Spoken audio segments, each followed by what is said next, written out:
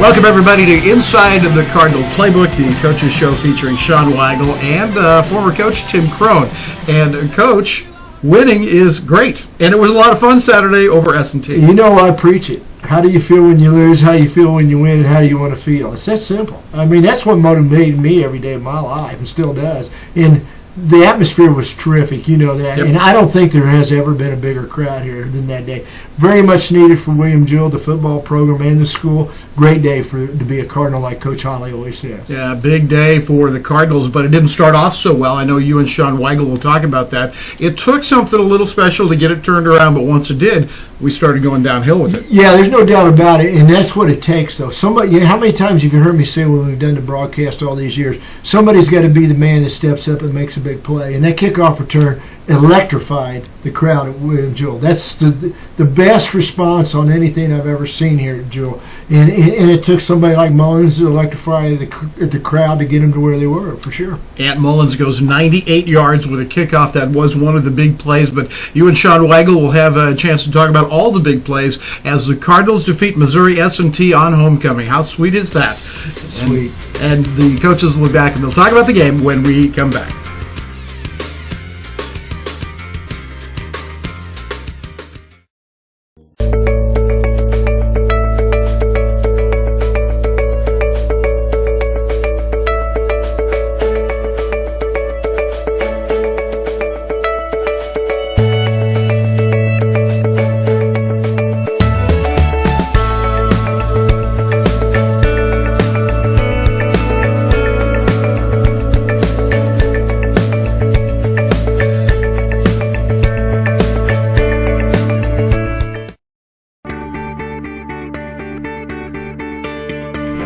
Cardinal fans, welcome to this segment of Inside the Cardinal Playbook. And Coach, I walked in today and it's nothing but smiles. Congratulations on your first win of your career here at William Jewell, and also a big win in the conference homecoming. So all the cards were lined up really well. I thought we played. Now the first three series was a little froggy because we dominated and didn't get anything out of it. Right. And from then on, though, you pretty much controlled the football game. Yeah, we did. It's we need to start a little faster offensively there, and the first drive actually we just need to finish it because we went right down the field and did some good things. So we had some. Sometimes when you do that, you have a little bit of a lull, and this is going to be pretty easy all day. Well, that's not the case. You're going to have to fight and scratch and claw for everything you get from an offensive standpoint, and then from special teams and the defensive side of things, it was a really, really solid performance. Very solid. And then let's start with the offense. You had four backs over 60 or right at 60 and above, maybe five. No, I think four, which is what you're looking for, because you have three really quality running backs, and the quarterback popped a 74-yarder. He blazed down the field. He was going. He was rolling. But you got to feel good about that. The offensive line was obviously doing some things, but you got to be happy with those backs too. Yeah, that was one thing that was surprising. That's a defense. If you were at the game, you saw it, watched it there. There was everybody's covered on the offensive line, and they got a guy in there that you're not supposed to be able to get to. So it's a tough front to run against. Kind of like the Bear defense, a little bit like you told everybody before. Yeah, but we found some ways to free up some people and still be able to read it, so they had to account for the quarterback and whatnot, and we're able to, I think there's 270-some yards or so on the ground, so which really kind of made the day for us because we did not throw the ball very well. Yeah, I think you had 102 in the air. You're right around 400 or so, I think, for the game. Let's talk a little bit about the offensive line. Now, you made some changes and then went back to the same starting line you had originally, and you're kind of playing with that. But overall, what was your feeling about your offensive line? Because me and you both know that's how you're going to move the ball offensively with your offensive line. I thought we did a nice job. I mean, that's how we were able to run the ball effectively. And as far as the changes and everything go, that's something that that we're trying to make it more competitive during the week. So grading every position, every practice, and who's going to start at practice, and who's going to grade the best, and just to keep them playing at a high level or even get more out of them. And so that's something we've been doing the last few weeks. Well, and now to defense, let's talk about that a little bit. I personally think your front sevens played pretty well all year. The down linemen, I think, have been a defensive lineman, and you rotate 6, 7 in there, and they play a lot. Everybody plays about an equal amount of time. You might even play 8 quite a bit. And then Messer, I think, has played really well in the middle. But all your linebackers, Hayes, all those kids have done a great job. You want to talk about that front 7? Yeah, they did a really nice job again. And they're consistent. And and that's something we need across the board in every position is competition and consistency, and that's something we'll continue to strive for. They've done a nice job, and I think on the day we missed 6 tackles, which is still 6 too many as far as you're concerned, but is pretty darn good when you think about it, because they had a quarterback that was pretty elusive there that we got after. And you contained him really well. Yeah. You guys did a nice job of forming that cup or front where you didn't let him out. Yeah, you did. You had him caged up good. Play in the secondary, and that's been a question mark. But I thought Orlando Ward came in and did a nice job, number 5 over there at the corner position, and kind of shored that up. When he impressed me, it was one play on the bubble screen where he came up like an outside linebacker. I didn't know if because he hadn't played that much, to see how physical he was. He was very physical. He did. Orlando did a really nice job and had a couple pass breakups and an interception as well, and was just real solid there. And him and Isaac Dozier did a nice job. Yeah. Having Pence back there. And Taylor's getting more time to play, and he's getting a little bit better. That's a tough position to play as a freshman. As a freshman, no doubt. It's tough. It's almost like playing quarterback. I was getting ready to say, just like playing quarterback. Now, I saw Coach Turbidge down at, and he was one of the smiling faces, by the way, and he should be. Yeah. I told him, whatever magic you got going on this kickoff return, you just keep giving that magic dust before every kick. Yeah, no doubt. But honestly, Coach, you didn't get to see it, but where we're at, place was packed, one of the best crowd I've seen here, and I've never seen a Joe crowd respond when Mullins broke that for a touchdown. They went wild. They went ape. It was fun. That's cool. That's how it should be every Saturday. It should be every Saturday. That kind of crowd. That's awesome. Yeah, it was, and that's thanks to everyone coming out and the festivities. As far as I'm concerned, we can have homecoming every week, every home football game, and I've mentioned that to some people. You have several times. Let's make that event something that happens every time we're at home. But people came out and to hear that they were excited and it was a lot of fun. Well, that's what keeps them coming back. Yeah, exactly, and that's what you want to try to transform this program into, and that's what Jill needs. But we did have it Saturday, without a doubt. It was a great opportunity. Well, in the next segment, we're going to talk a little bit and move on down the season. We needed to enjoy this, all of us, but it is Monday. No doubt. So we got to go back to work. We're going to come back and talk a little bit about Quincy and the rest of the conference in the next segment. So that ends this segment of Inside the Cardinal Playbook.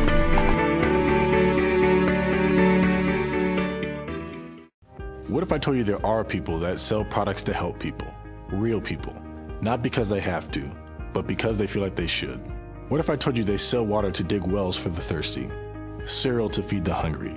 Paper towels to plant trees to renew the earth? What if I told you that a simple potato helps fund community gardens so people can grow their own food? What if I told you that this was Hy-Vee and they do it because it's the right thing? Discover how Hy-Vee is taking big steps to make the world a better place, one step at a time.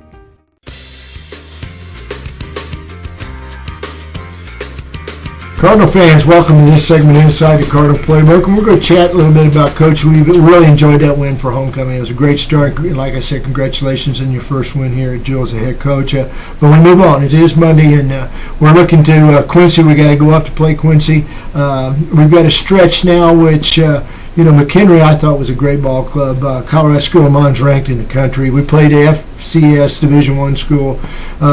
I think we're at a point now with our talent level that we can compete against anybody. But Quincy, again, will be a tough nut up there this weekend. Yeah, no doubt. And every weekend we expect to win. It doesn't matter who it is, and just to what level do you need to play to get that done. And Quincy, they're a good ball club too, and they got a running back that we're going to need to contain, much like the quarterback last week. And And pretty big kid, ain't he? 205, 210. Yep, and he's kind of a stallion back there, and so we'll have to do a good job with him. But they're pretty efficient and effective at what they do, and take advantage of what your weaknesses are in the defensive scheme. So they're coached well from an offensive standpoint, and defensively, they're going to do a lot of twisting and stuff up front, and play 2 or 3 different coverages behind it. But it's we've got a shot, and we've got a shot every week here on out, and so it's how we prepare. It's more about us than anybody else. It absolutely is. Now, we're looking at Quincy, a little bit more two-back and a little bit more, nothing's traditional anymore from back in my day, but, a little bit more two-back and not quite as spread and hurry up as we see most of the time. Yeah. Is that correct? Yeah. Yeah, that would be.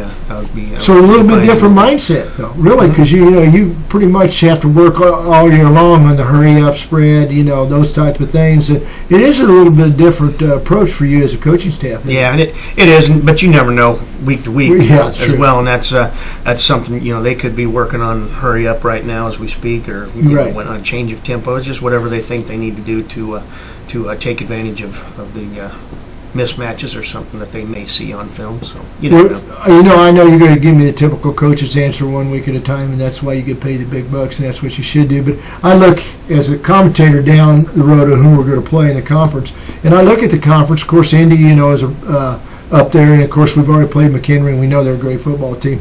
But everybody else seems like, if you look at the scores, you look at the total yardage and things like that, I look at before we do games. It's pretty balanced the rest of the way. I mean, anybody can beat anybody. Your best game, you have to go into the game with your best game because it's pretty equal across the board. Right. Yeah, it's as a matter of fact, a couple weeks ago, Coach Babcock and I there from McKinney, we were talking about that. The league, how it's the parity and whatnot. So, it is. But you got to prepare each week, and that's something we're learning with our preparation. And if you don't do that, you don't give yourself much of a chance on Saturday. Well, this is the first loaded question I've ever given you in 4 shows since you've been head coach, but I'm going to ask you, what do you think can turn the worm as far as the kids really believing that they can win every week? Because you saw it. They knew that we were moving to football. I thought your response in the first segment about, how it is, Coach, you move the ball well sometimes and you take it for granted. And also you can take it for granted if something goes bad that you're not going to be successful. So you're dealing with both of those as head coach. But what for you is the one key that you can see to be a consistent winner at this point? And nobody, they may think they know more than you, but nobody knows this team better than you do. And I have to ask you that question. I think it's a good one, too. It is, and it's, I can look back at my past experience, and it was something, they just started getting some confidence within themselves. And that was, that's something I think we didn't just win a game last week. It was pretty convincing. Yeah, it was dominant. How it happened. And that's something that helps getting down, because we can go in Armenia and go, yeah, the score looks like we really got at them, but we could be better. And then they start believing. And once they start believing, then you start getting a little bit of that swagger. Right. And the belief and swagger is important. Yeah. And then next thing you know, you're on a little bit of a roll. And that's that's when we were at Colorado Mines, turned that thing around. We got done with the second season, we went 7-4, and we look back and go, how'd that happen? We're like, I don't know. But it was just something the kids started believing. Yeah. And then they started doing. And then next thing you know, you're. Yeah, momentum, once it gets going that way. Yeah, now, beat someone you're not supposed to, and you do those things. Well, we have done that a little bit, trimming in Indy last year. Yeah. It isn't that, and then this year, again, that was a dominant win Saturday. There's no doubt. The kids, these are highly intelligent kids at William Joe. They know we could have scored the first 3 series of the game, too. Right. So it really would have been a blowout early. Let's talk a little bit. Is a noon start or 1 o'clock start up at 1 o'clock. 1 o'clock start at Quincy. Hopefully people go up there and follow us. Man, we need that support that we had. I know it was awesome Saturday. It was. It really was. And that's what we're looking for, all of us, is to make it exciting and fun to be here. And I know you and your staff are working very hard to do that. So, it is Monday, and it's time to get ready for Saturday again, and we'll have a tough opponent. But 1 o'clock start up at Quincy, a conference game. And if you can't be there, hopefully you'll listen to me and Rick and follow the Cardinals on air. And again, good luck to you, Coach, and congratulations. That monkey is, I've been there and done that. That monkey is off your back, piano. You've got that win in your pocket, so you can move on to what you want to build and what you want to do. So congratulations. Tell your staff, all of us are very proud of them. Will do. Thank you. Thank you. That ends this segment of Inside the Cardinal Playbook.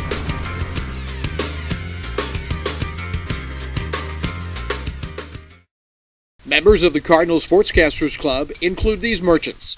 5 William Jewell College graduates are valued employees of Advanced Logistics and Fulfillment, a local company that assembles point-of-purchase displays.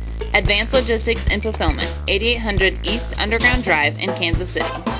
This is Sabrina McIntosh of U.S. Health Advisors, where our motto is hope, helping other people every day. We'll provide you with alternatives to your healthcare issues. Get in touch with us today at U.S. Health Advisors. Sabrina.McIntosh@ushadvisors.com.